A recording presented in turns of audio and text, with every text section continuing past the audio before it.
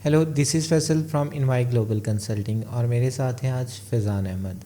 आज इस पॉडकास्ट में हम जो टॉपिक को डिस्कस करने जा रहे हैं वो बेसिकली हमारे पिछले पॉडकास्ट और हमारे जो सोशल मीडिया प्लेटफॉर्म पे रील्स और वीडियोस अपलोड होती रहती हैं उसके अकॉर्डिंग है, क्योंकि हमने जो लास्ट टाइम पॉडकास्ट किया था उसमें स्टूडेंट के बहुत ज़्यादा कंसर्न्स थे, क्वेश्चंस थे, क्यूरीज थी जो आज हम आपके सामने डिस्कस करेंगे। जो सबसे पहले मैं आपके साथ फैज़ान क्वेश्चन को डिस्कस करूँगा बेसिकली वो जीटी के अकॉर्डिंग होगा। जब स्टूडेंट्स अप्लाई करते हैं यूनिवर्सिटीज़ में तो डेफिनेटली यूनिवर्सिटी के कंसर्न होते हैं जीटी के अकॉर्डिंग। डेफिनेटली हर यूनिवर्सिटी में हमें जीटी रिक्वायर होती है, तो कुछ स्टूडेंट का एक यूनिवर्सिटी में जब अप्लाई करते हैं तो वो उसकी जीटी प्रोवाइड करते हैं तो यूनिवर्सिटी उस जीटी को रिजेक्ट कर देती है। क्या उसी जीटी के अकॉर्डिंग हम किसी दूसरी यूनिवर्सिटी में अप्लाई कर सकते हैं? Thank you so much Faisal भाई इंट्रोडक्शन के लिए। बेसिकली सबसे पहले अगर देखें कि जीटी की बात, बेसिकली काफ़ी स्टूडेंट्स हैं उनका यही क्वेश्चन है कि अगर जीटी हमारी रिजेक्ट हो जाती है यूनिवर्सिटी की तरफ से तो हम पैरेलल सेकंड यूनिवर्सिटी के अंदर या आफ्टर रिजेक्शन किसी और यूनिवर्सिटी में अप्लाई करें जीटी की बेस पे या नहीं। बेसिकली अगर आपको खुदा ना खासा एक यूनिवर्सिटी, फर्स्ट ऑफ ऑल तो अगर आपको जीटी रिजेक्ट होनी नहीं चाहिए। क्यों? डिमांड ये है कि अगर यूनिवर्सिटी की जीटी है तो जो भी आपका काउंसलर है, जो भी आपका कंसल्टेंट है, उसको आइडिया होना चाहिए कि आप अगर जीटी के डॉक्यूमेंट्स उन्हें प्रोवाइड कर रहे हैं तो उसमें रिजेक्शन के चांस नहीं होने चाहिए। इन केस खुदा न खासा अगर आपको रिफ्यूज़ल यूनिवर्सिटी भेज देती है कि नहीं हमें एक्सेप्ट कर रही है चीज़, तो पैरेलल यूनिवर्सिटी के अंदर या अगेन अदर यूनिवर्सिटी को चूज़ करके अपनी जीटी को मीट करते रहें। मेरी रिकमेंडेशन आपके लिए यही है। ठीक है। अच्छा, फिर हम अगले दूसरे क्वेश्चन की तरफ बढ़ते हैं जो स्टूडेंट्स का बहुत ज़्यादा कंसर्न्स थे कि देखें डेफिनेटली एक बंदा जब एक जगह पे अप्लाई करता है तो डेफिनेटली एक जगह पे स्टे तो नहीं करता। उसके यही चीज़ें होती हैं कि यार वो किसी वे में यहाँ से चला जाए, अपने प्रोसेस को प्रोसीड करे, चाहे वो किसी भी टायर के अकॉर्डिंग आपका वीज़ा है। अच्छा फैज़ान भाई, मेरा एक और क्वेश्चन यहाँ पे आपके साथ है, वो जो मैं आपके साथ शेयर करता हूँ, प्लीज़ काइंडली उसका मुझे अपडेट करें उसके बारे में। देखें, अगर एक स्टूडेंट है तो वो अपना वीज़ा फ़ाइल करता है एम्बेसी में। अभी एम्बेसी की तरफ से अभी उसका डिसीजन नहीं आ पा रहा होता, अभी वेटिंग में है। तो क्या वो किसी और कंट्री के लिए या किसी और टायर के अकॉर्डिंग अपना वीज़ा फ़ाइल कर सकता? बेसिकली फैसल भाई इसमें ये चीज़ आती है कि एक कंट्री लाइक ऑस्ट्रेलिया की अगर एग्जांपल लें आप, तो ऑस्ट्रेलिया के अंदर आपने अगर एक वीज़ा फ़ाइल किया हुआ है लाइक S56 स्टडी वीज़ा के लिए आपने अप्लाई किया हुआ है, जब तक उसका डिसीजन नहीं आ जाएगा तब तक आप second visa like visit visa या वर्किंग वीज़ा नहीं अप्लाई कर सकते। आप कह रहे हैं कि जब तक उसका वो मींस कोई अच्छा आउटकम आता है या उसका पॉजिटिव डिसीजन कह रहे में, हैं, जी जी, नेगेटिव में, सक्सेसफुल अनसक्सेसफुल बिल्कुल बिल्कुल। वटेवर, तो जब तक वो गेट नहीं करेगा उसके बाद तब तक वो अपना नहीं, वो नहीं कर नया सकता पहले। प्रोसेस फिर प्रोसीड इसका नहीं ये कर प्रोसेस होता है सकता। कि काफ़ी जैसे ऑस्ट्रेलिया के एग्जांपल हैं तो ठीक इसके है। वीज़ा 6 मंथ भी लेट हो जाते ठीक हैं। है। तो फिर आपको ये होगा कि एक विड्रा की ऑप्शन है ठीक एम्बेसी है। के पास कि आप सही अपना है। केस विड्रा कर लें। ठीक है। क्या जब हमारा केस विड्रॉ हो जाता है तो फिर उसके अकॉर्डिंग हम अपना प्रोसेस हाँ जी बिल्कुल। प्रोसीड कर सकते आप हैं जब विड्रा अनदर कर वे में? लेंगे अपना प्रोसेस, अपना विड्रा केस कर लेंगे, ठीक है। देन आप किसी और वीज़ा के लिए अप्लाई कर सकते हैं। At a time second country के अंदर अप्लाई कर सकते हैं आप। ठीक है। एट अ टाइम एक ही कंट्री के अंदर दो वीज़ा के लिए अप्लाई नहीं कर सकते आप। आपको ठीक एक होगा। केस एक एम्बेसी के अंदर आपको एट अ टाइम एक केस ही परस्यू करेंगे आप। ठीक है। अच्छा, जो फैज़ान मैं आपसे अगला क्वेश्चन करने जा रहा हूँ बेसिकली वो बैंक स्टेटमेंट के रेलिवेंट है। देखें, आपके जैसे हम यूके में अपना वीज़ा फ़ाइल करते हैं एम्बेसी में, तो हमें 28 से 30 दिन की बैंक स्टेटमेंट चाहिए होती है मैच्योर होने के लिए, तब हम एम्बेसी में अपना वीज़ा फ़ाइल करते हैं।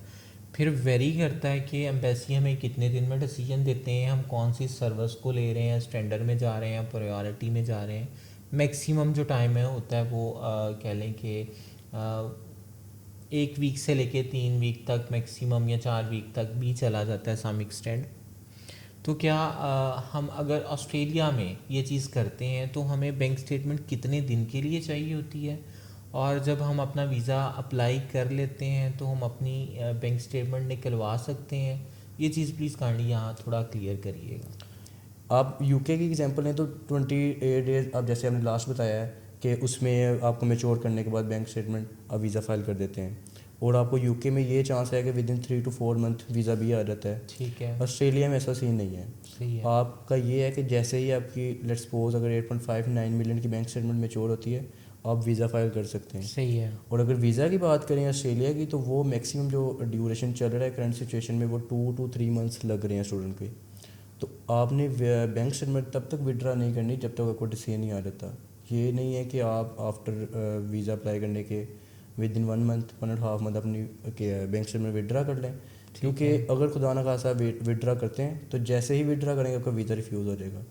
तो ये डिपेंड है कि आपने जब वीज़ा फाइल कर दिया है तब तक ना उसको निकलवाएं जब तक आपका डिसीजन नहीं आ जाता। तो यार फैज़ान, ये भी चीज़ देखिए ना कि एक 3 से 4 माह भी लग जाते हैं डिसीजन होने में, तो क्या इतना टाइम अपना अकाउंट ब्लॉक ही रखना आपने जी बिल्कुल, पे अपनी अमाउंट जितनी आपकी पेंडिंग बैंक स्टेटमेंट रह जाती है एक फार्मूला की बेस पे, उतने ही आपके मैक्सिमम पैसे होने चाहिए। उससे 8.5 है अगर लेट्स सपोज, तो 8.5 ही रहेगा, ठीक है। उससे नीचे नहीं आएगा। अच्छा, अब हम लास्ट क्वेश्चन की तरफ बढ़ते हैं। बेसिकली जो लास्ट क्वेश्चन है हमारा वो इंग्लिश टेस्ट पे है, ठीक है। जो स्टूडेंट चाह रहे होते हैं कि हम इंग्लिश टेस्ट आइल्स और पीटी के बगैर जो है अपना प्रोसेस को लेके चलें इंग्लिश प्रोफिशिएंसी लेटर के बेस पे। देखें फ़ैज़ान, यहाँ पे ये चीज़ मैं डिस्कस करूँगा आपके साथ कि इन केस के अगर स्टूडेंट अप्लाई कर देता है इंग्लिश प्रोफिशिएंसी लेटर पे, यूनिवर्सिटी सारी टर्म्स कंडीशंस को फुलफ़िल कर देती है, फर्दर प्रोसेस एम्बेसी तक चला जाता है। एम्बेसी में वीज़ा फ़ाइल करने के बाद क्या एम्बेसी आपसे रिक्वायर करती है इंग्लिश टेस्ट को? नहीं, एम्बेसी को आपके आइल्स, आपके पीटी, आपके इंग्लिश टेस्ट से कंसर्न नहीं है। ठीक है, एम्बेसी को डिमांड है कि आप उसको जो बैंक स्टेटमेंट प्रोवाइड करें, ठीक है, आप जो उसको जीटी के डॉक्यूमेंट्स प्रोवाइड कर रहे ठीक हैं, है, आप जेन्युइन स्टूडेंट हैं, उसको इस चीज़ से है। ठीक है, उसको आपके डॉक्यूमेंट से, आपके इंग्लिश टेस्ट से, आपके ईपीएल से, आपका आइल्स पीटी जो भी आपने वटेवर जो भी ऐड किया यूनिवर्सिटी के अंदर, उसको नहीं रिक्वायर्ड। अगर यूनिवर्सिटी आपको क्लियर कर रही है तो एम्बेसी आपके कोई एलिगेशन नहीं लगा सकती, कोई भी टेस्ट नहीं रिक्वायर कर सकती आपसे। उसको जो डिमांड है वो सिर्फ आपकी जीटी जो बैंक स्टेटमेंट के डॉक्यूमेंट्स हैं, जहाँ आपके वो जज कर रही है आपको कि आप उसकी कंट्री के लिए एलिजिबल हैं, उसको उस चीज़ से कंसर्न है, ना कि आपके आइल्स टेस्ट से। जी, मैं फ़ैज़ान आपसे लास्ट जो एक चीज़ है छोटी सी, मुझे कन्फ्यूजन है, मैं आपके साथ डिस्कस करना चाहूँगा। बेसिकली ये स्टूडेंट के कंसर्न्स नहीं है, मेरे पर्सनली कंसर्न्स हैं, तो आपके साथ डिस्कस करूँगा। क्या एम्बेसी जो है आपकी बैंक स्टेटमेंट और जीटी को वेरीफाई करती है?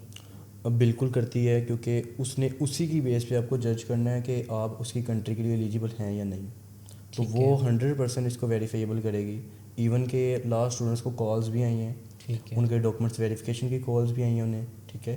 तो जीटी जो है या बैंक स्टेटमेंट है, इस पे यूनिवर्सिटी एम्बेसी का जो है उस पर 100% है कि वो उस पर श्योरिटी है कि वो इसको वेरीफाई करेंगी।